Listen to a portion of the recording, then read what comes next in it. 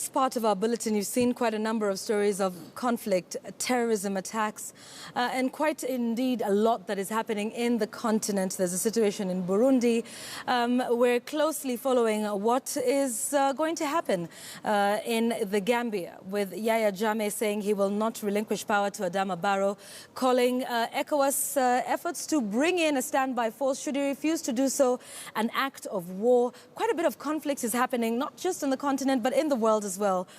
Let's talk a little bit about this with Daniel Juma, who's from the Global Peace Foundation on Peace and Security. Yes. Thank you, Daniel, for making the time, and Happy New Year. Happy New Year. Thank you for having me.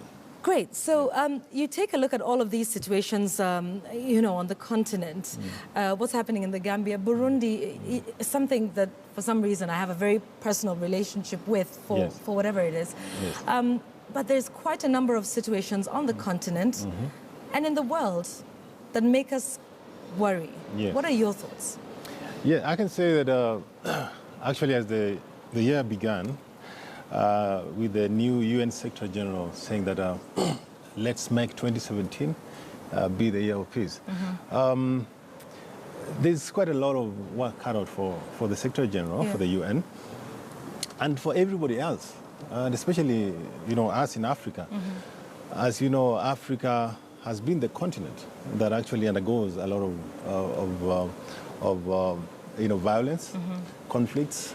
And I think if you look at what's going on in Gambia, if you look at what's going on in South Sudan, Burundi, you know, the other day we had Central African Republic. Yeah. So we're dealing with so much. And I think it's time for African leaders to really get serious. Okay. Get serious and really search their own souls and decide on where do we want to go, what kind of legacy they want to leave Africa. So let's talk about the role of Africa, and we'll talk about Antonio Guterres' message, the United Nations chief, in a moment. But closer home, do you think regional organizations like the African Union have done enough? I mean, we've seen what ECOWAS is doing in Gambia and taking a very bold step and making a very bold statement. But some feel that, you know, the AU is quiet. By the way, we're yet to hear an official statement from the AU regarding what happens in Gambia. Even in Burundi, we keep talking about a standby force. We're not quite ready to do so. But what are your thoughts on the work of the AU? I think I must applaud ECOWAS for standing by the people of Gambia. You can see, you know, what President Yahya Jammeh is trying to do in the Gambia basically is a violation of the rights of the people. You know, the poor people of Gambia, just the poor people of any part of Africa, the only power they hold is the vote. And that vote has to be able to count. So, but unfortunately for AU, you know, we have been really observing AU, and during the time that we had the problem in Cote d'Ivoire, where we had Jinping was the chair of AU, and you can see how he basically handled the whole situation. He was left alone. So we are saying that as African leaders, when you're given a job to do, do it.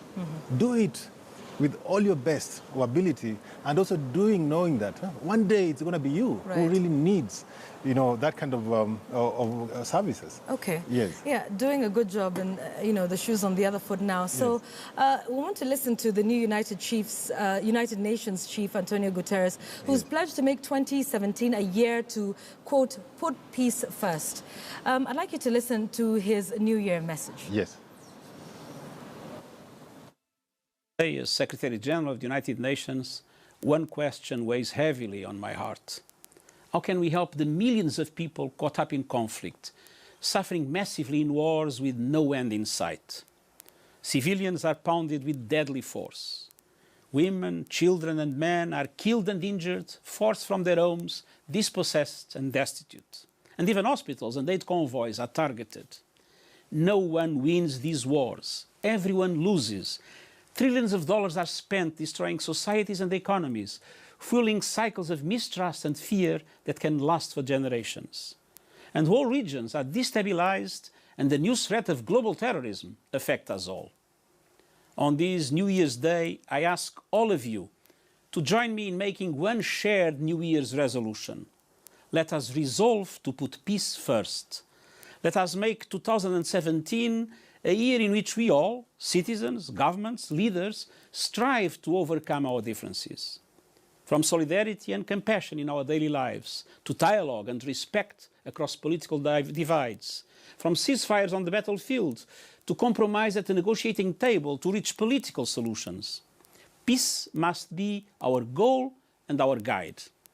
And all that we strive for as a human family, dignity and hope, progress and prosperity, depends on peace.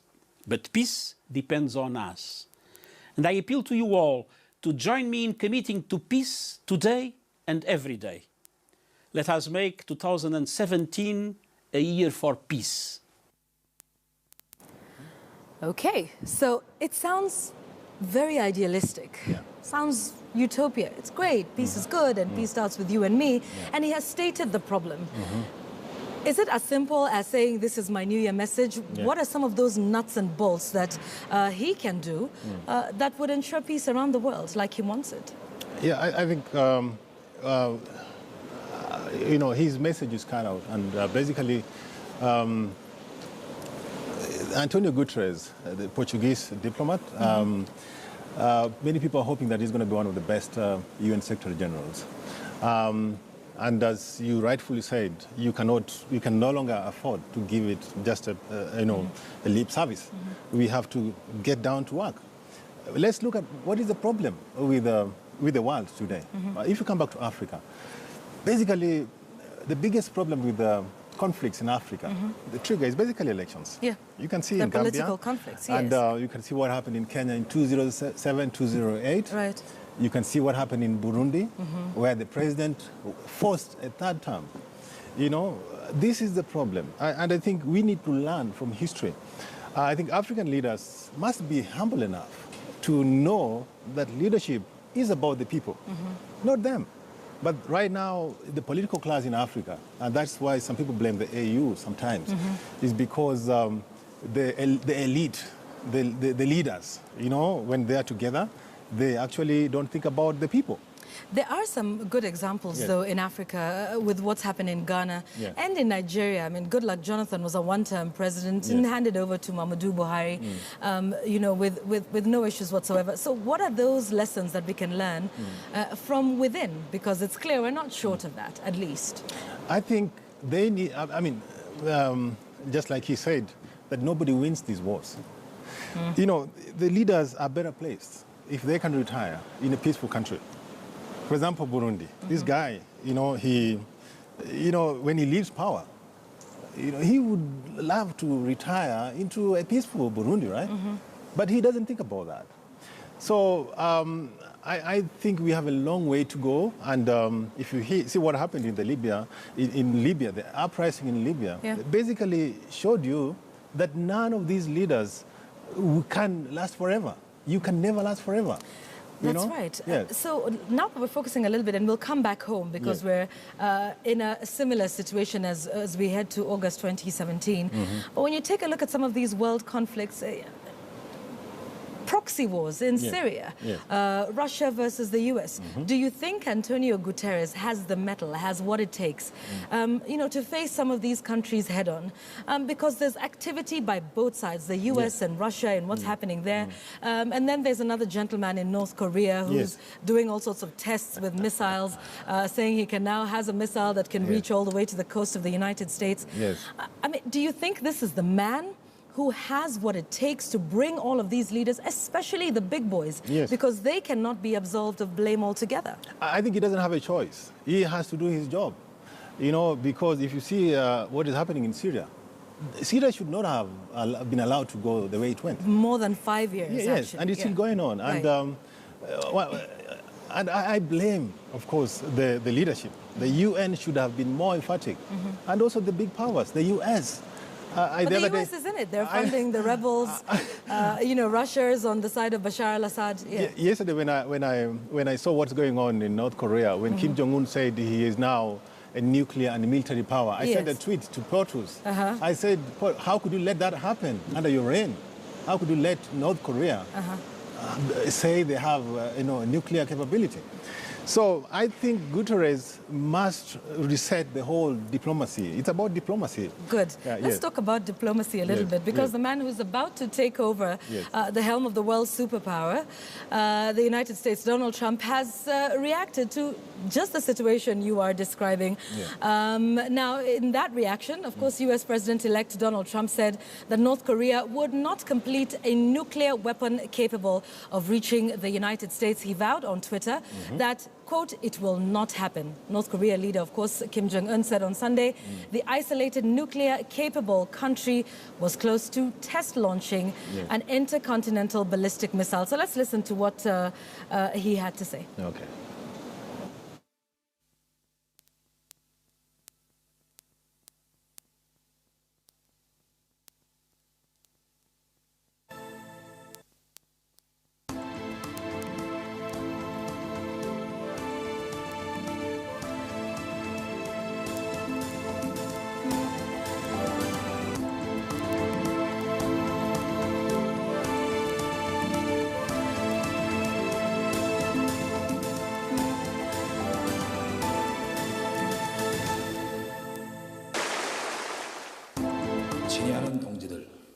Research and development of cutting-edge arms equipment is actively progressing, and ICBM rocket test launch preparation is in its last stage.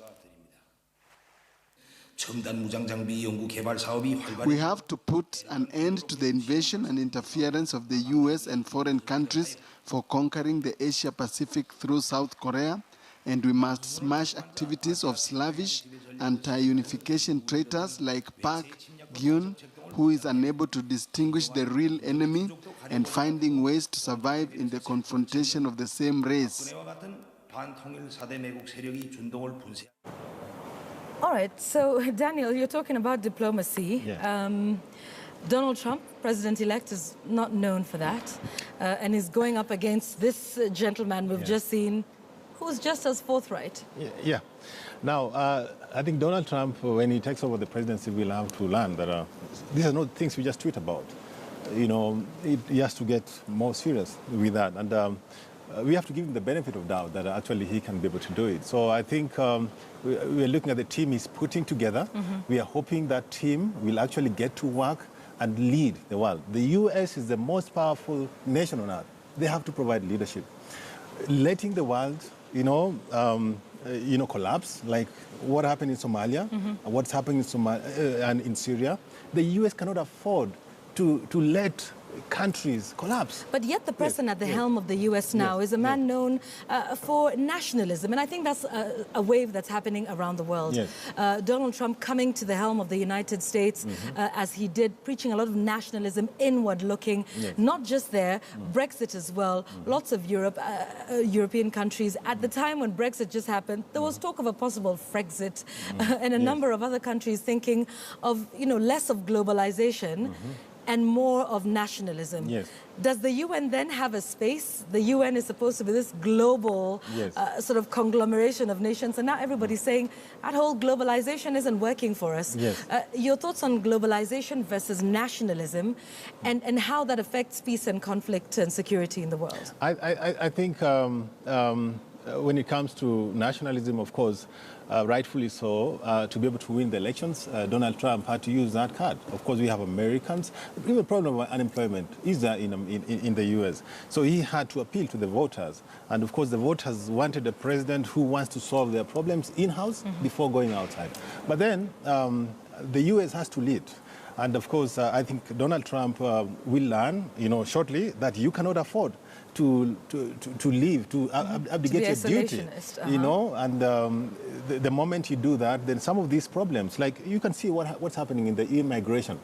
When the EU and the first world, basically ignored what's going on in Syria. We had influx of immigrants going into Europe. So if you don't solve their problem, it becomes it will become your problem eventually. Okay. So I'm thinking, and if you look at the issue of North Korea, for me, my view, and as a view of the Global Peace Foundation, is that we need because North Korea and South Korea is basically one nation. We need to encourage North Korea and South Korea to unite. Do you think that's possible? Listen to what he said about Kim, about Park Geun-hye. Yeah. I mean, these guys are basically, they're from the same family. That's true. And they speak one language. The only problem was basically ideological. We had basically North moving away with the communism, right, and South Korea remaining with capitalism. But like my president said, my boss always says that actually if North and South Korea decides to unite, it's going to be one of the most ineffective superpowers in the world today. All right, so let's bring this home now, because somewhere in our conversation, you talked about a lot of the conflict in Africa being politically driven and always arising from an election. We've seen this before. We're going into that season now. We're smack in the middle of it, actually. You know, what are your thoughts then on that? And I know the Global Peace Foundation is doing something around peace messaging at this time. You could tell us about that. Yes. So basically, I mean, even this morning I was following up what's going on in the Senate. Last week I was in the Senate, and you know, we are back again, you know, talking about, you know, the laws that were amended.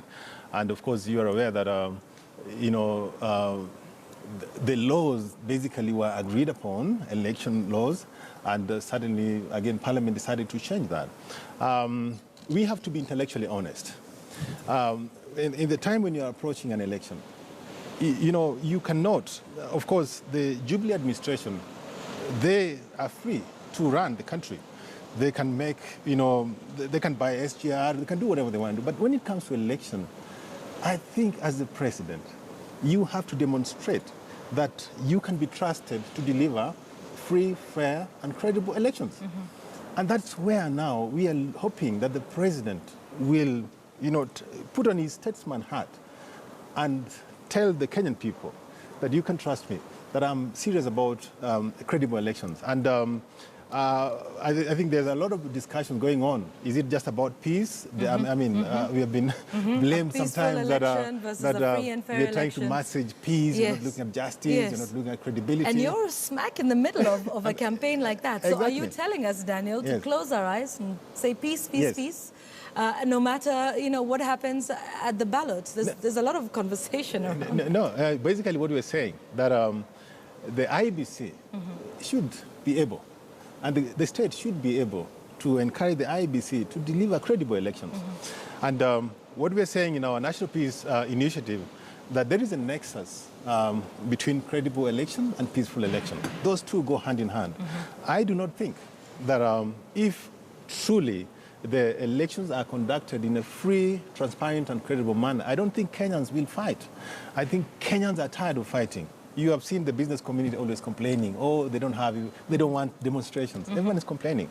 So I think that we need to listen to that voice, and the state must deliver its promise of a credible election. Otherwise, if that doesn't happen, then we may need to again go back to history, which we don't want to go back to. So what we are saying is that we need to change our political culture.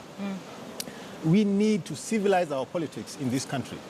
You know, our politics is the kind of politics that always takes us hundreds and hundreds of years before. So we are saying that as we go through towards the coming elections, the political class should know that politics and the coming elections is not just about the 20% political class.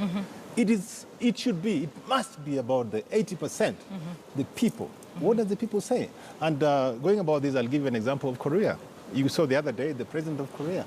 He's one of the, you know, I always give my examples. You know, when the president of Korea had something going on that the people didn't trust, there were demonstrations, and Parliament impeached her. You get my point? That puts the people on the helm. That if you are leading, you have to know that you are leading on behalf of the people. And so if they no longer trust you, then you lose. Then you have to. And then we're saying that whatever happened to accountability in this country, whatever, if the people say they want this, why don't we just give it to them? And we learned from history, you know, when President Moi, you know, had the, you know, basically when he was in power, he was a strong man, you know, and at some point, he allowed the IPPG to basically set the rules for the elections. And he still won. and he won again. So our campaign is basically non-political, non-partisan. We want to basically bring both parties together and say that can we apply the golden rule? Like right now we have the opposition and the state is in power and the opposition. So what if we change roles? Would you still have the same rules? All right. Yeah. That's an interesting perspective to leave it at there and some food for thought. Thank you very much, Daniel Juma from the Global Peace Foundation, saying there is a nexus between a credible and a peaceful election, and the two go hand in hand. And our discussion, not just on what's happening in Kenya, but on global peace and security issues. Daniel Juma, thank you for your time. You're watching Worldview. We want to give